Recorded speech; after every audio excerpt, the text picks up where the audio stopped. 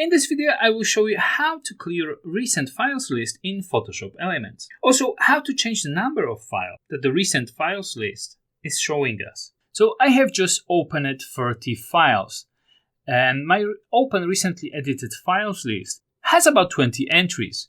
And to hide that list, or simply increase or decrease the number of files that are shown on this list, go to Edit, click on Preferences, and click on Saving Files. A new pop-up will open right next to Recent File List Contains.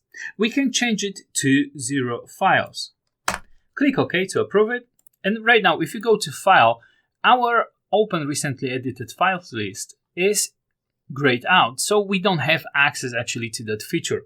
This, however, doesn't solve the problem entirely, as by doing so, we simply are hiding the feature that information reappears right after we change it back. If we go again to Edit, Preferences, Saving Files, and right now I'm just gonna actually want to increase the number of files from 0 to 5. Hit OK to approve it. And right now, if we check the list, we will see only 5 files. So, in short, Photoshop Elements only allows to hide the information, and we cannot delete it within the software. There is, however, a way to delete it within the registry of your operating system, but I do not recommend to play with operating system registry unless you know what you are doing.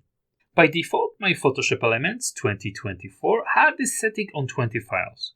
I personally do not need to look that far back, so I've set mine to 5 as I feel much more comfortable with that number. Thanks so much for watching, and I see you in the next video.